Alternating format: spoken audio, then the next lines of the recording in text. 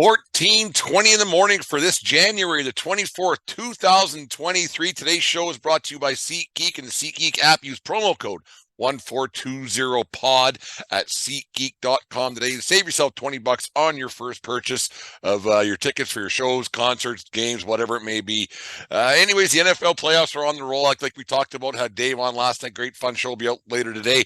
But Fandom really takes over during the playoff time. It's on all season long in most sports, but Fandom really takes over in the NFL playoffs, and the passion of fans really comes out, specifically Dallas Cowboy fans. It seems they get a little amped up. There's videos surfacing out there that people are smashing their TVs and throwing things at them and shooting them and running them over with their trucks. And whether you believe that they're staged or not, or whether you believe that it happens, there's some that happen, there's some that don't. There's probably a lot of things that we don't see that we're probably happy we don't see that fans do after a team's loss or a team's victory per se. You see some crazy people doing some crazy things when their team wins a little bit, but fandom is, like I said, it's a really funny thing, and winning is hard, and you go through the trials and tribulations of your team on a year-to-year basis, month-to-month, day-to-day. Like throughout the baseball season, it's day-to-day for me. Through a football season, it's done so quick. It starts in September, and then now it's done already basically for most teams. There's only 4 left standing, and you pour your heart and soul into it, and you follow it from the draft, and you follow what's going to happen this year, next year, and you get a short period of time to cheer for your team in the football season. There's only 17 games, and you really want your team to win. And football, there's such a passion for football throughout the United States, and it's actually leaked up in here to Canada, the way people follow their football teams. But it's quite a funny thing how people get so revved up. I mean, I'm a little bit different. I can take a loss and a victory and just you shrug it off a little bit. Yeah, you're a little upset, and you eat you feel the losses a little bit more, like when my beloved Yankees lose another year in the playoffs, don't make it to the World Series, and I mean, that's just the way it is. I already don't have too high of hopes for this upcoming season, because that's just the way things. I think I'm more realistic than most fans. Yeah, I want them to win, and yeah, I hope that they do, but I'm just realistic that they don't have the horses, the left fielder, or third baseman, and the like. I talk about a lot, that I just don't think they have the horses. And the way I approach sports is kind of the way it was when I played sports. I was a sore loser. I'm not going to shy away from that. I hated losing. It was the worst thing in the world for me. When you win, you win. It's like, all right, we won. You go have a burger afterwards. You have a steak dinner or whatever it may be back when you play. But I hated losing. It was the worst, and I wasn't a good loser and my parent, my mom can vouch for that, and my sister and people who played sports with me, they can vouch for me 100% that I didn't take too well on the losing side of things. But the older I get, and the more you realize that it is, you hate to use the old statement that it's just a game, but at the end of the day, it's just a game. You live and die with your team. Now these poor buggers who smash their TVs after it was all said and done, and who was recording it? That's why I think a lot of it's staged, because people have throwaway TVs and things like that. So I don't know how true that whole thing was. Well, these TVs nowadays are pretty much disposable. You can get them for nothing at Walmart. But anyways, like I said, like you live and die with your team. You want them to win, and you just hope that they do. But when they don't, they don't. And to get revved up about it, and to be that crazed about the whole thing is odd to me a little bit. It's hard to win, and these teams are trying their hardest to win. These players are trying their hardest to win. The organizations, I think, like we talked about on the 1420 show last night, Jerry Jones wants nothing more in this life, I think, than to win, and he just doesn't have the horses to do it. And most people have to realize that it's their teams and the jerseys they buy and the hats they buy and the stupid stuff I got on my wall from collectibleexchange.com and everything else, like the stuff that you have, be a fan and enjoy it, because before you know it, you run out of games, and being upset about these things, it doesn't make a whole bunch of sense. Like be a good sport about it. Like you watched last night, the Calgary Flames had the Columbus Blue Jackets in town. Hell of a hockey game, by the way.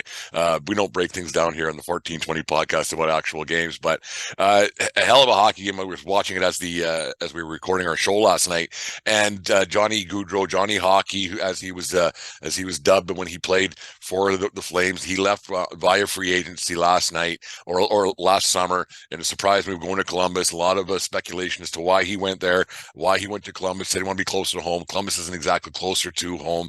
I've given my thoughts on why Gaudreau ended up in Columbus and not Philadelphia, but we can talk about that another day. So it's on one of our very first 14 in the mornings. But the thing is about last night, I was fully expecting the Calgary faithful, the Flames fans, to give the old Bronx cheer per se and boo Johnny Hockey out of the arena and the like.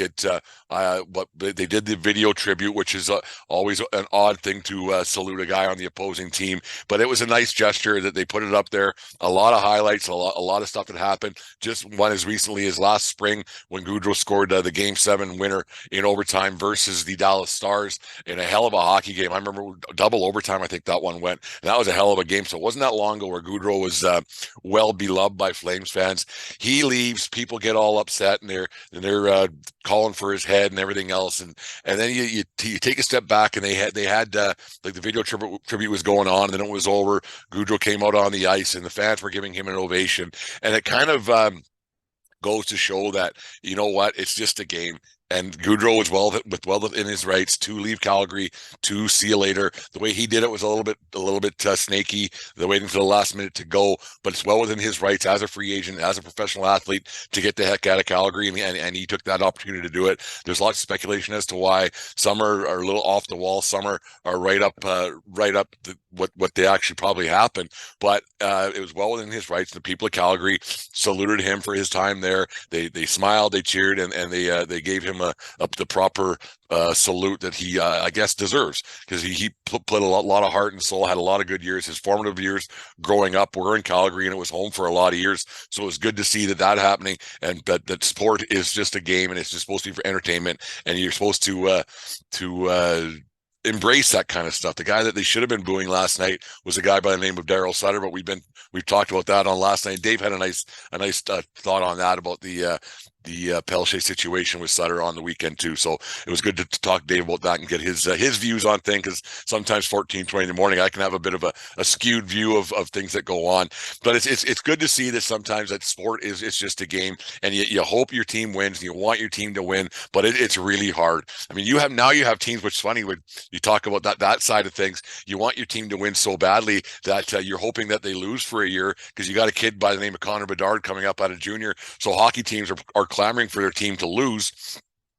Just the hopes of getting a kid that might turn their franchise around and give them an opportunity to maybe win a Stanley Cup or advance in the playoffs a little bit further year in, year out, because it's like I said, it's tough to do. So teams are hoping that their team loses to have a chance at a kid that might, think about that, have a chance at a kid that might get your franchise out of last place. And it's a lot of pressure for one kid to burden and to have on his shoulders. He's going to be compensated handsomely for it over the years, I'm sure.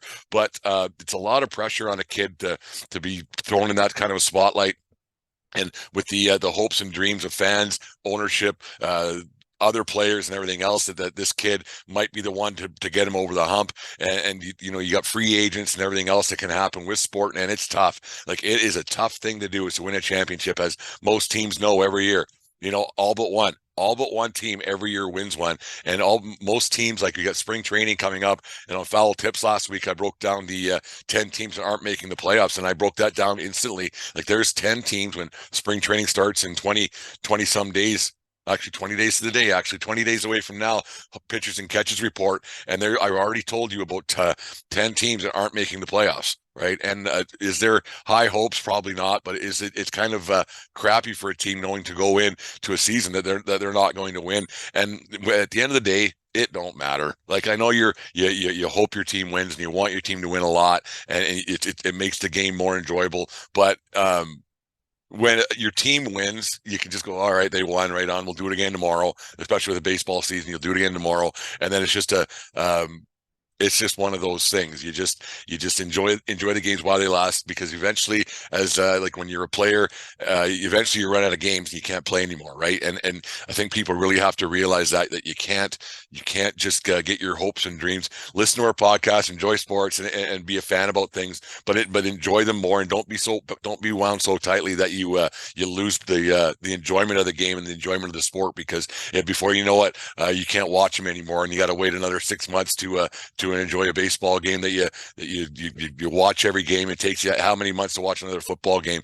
Now that guy that broke his TV, or all those people who broke their TV for the Dallas Cowboy fans, they have to go out and find some money and get another job or whatever it may be to get a new television, because they got a little bit heated up about a game that people care about. I get it. The players care, but you know what? The players don't care that you smash your TV. They are coming out and get you a new one. They aren't apologizing for the 2 interceptions that, like Dak Prescott, he threw those 2 interceptions. He don't care that you smashed your TV wearing a Dak Prescott jersey. So maybe that's on you a little bit to be it's just a funny thing you see those. And like I said, I think some of those videos were staged a little bit, but maybe they weren't. Anyways, there's my rant for the day. The Manscaped word of the day. For the Beard Hedger is Fandom. So make sure you go to our social media accounts, post a picture of your beard. Like we say, code word of the day is Fandom to get the entered in the draw for the free beard.